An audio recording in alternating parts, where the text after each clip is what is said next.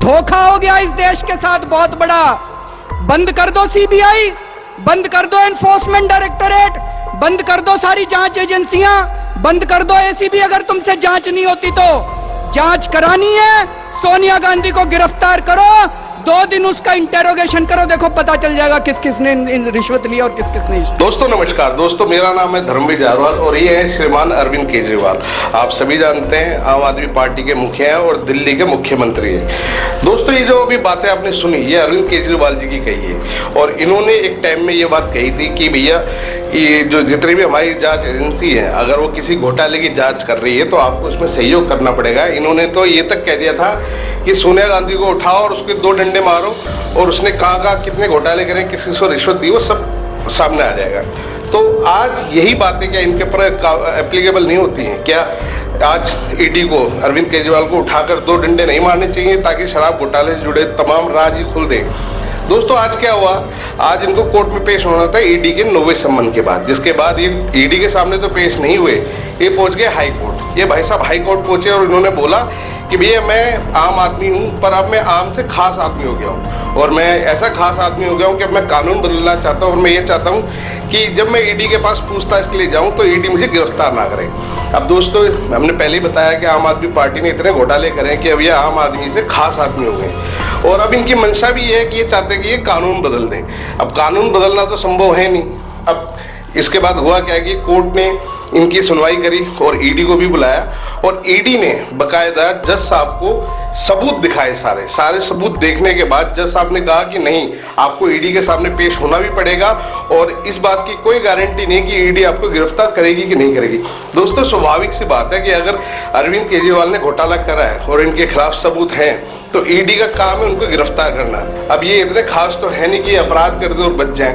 अब दोस्तों इनकी जो उप मुख्यमंत्री है आतिशी, आप जरा इनकी भी बातें सुनिए, इन्होंने क्या कुछ कहा है। दिल्ली के मुख्यमंत्री अरविंद केजरीवाल जी ईडी के समन्स के खिलाफ दिल्ली हाईकोर्ट गए। नो कोअर्सिव एक्शन की अपील लेके वो हाईकोर्ट गए। वो चाहते हैं कि वो ईडी की इन्वेस्टिगेशन को ज्वाइन करें, ईडी के साथ कोऑपरेट करें, लेकिन हमारा ऐसा मानना है कि ईडी अब एक इंडिपेंडेंट इन्वेस्टिगेटिंग एजेंसी नहीं है, वो कोई जांच नहीं करना चाहती है, वो भारतीय जनता पार्टी का राजनीतिक हथियार है और ईडी अरविंद केजरीवाल जी को बुला के उनको गिरफ्तार करना चाहती है। अगर ईडी का इरादा साफ है, वो सिर्फ जांच चाहती है, तो वो कोर्ट में खड़े होकर कहे कि हम अरविंद केजरीवाल को गिरफ्तार नहीं करेंगे। कल जब हम हाई कोर्ट गए तो ईडी ने अरविंद केजरीवाल जी की अपील का पुरजोर विरोध किया। क्यों? वो क्यों खड़े होकर नहीं कह सकते कि हम सिर्फ अरविंद केजरीवाल को जांच के लिए बुला रहे हैं, हम उन्हें गिरफ्तार नहीं करेंगे? वो इसलिए नहीं कह सकते हैं क्योंकि उनका मकसद ही यही है। ईडी का मकसद है कि अरविंद केजरीवाल को गिरफ्तार करें, ईडी का मकसद है कि अरविंद केजरीवाल को प्रचार से रोके, ईडी का मकसद है कि भारतीय जनता पार्टी का एक राजनीतिक हथियार करके काम करे।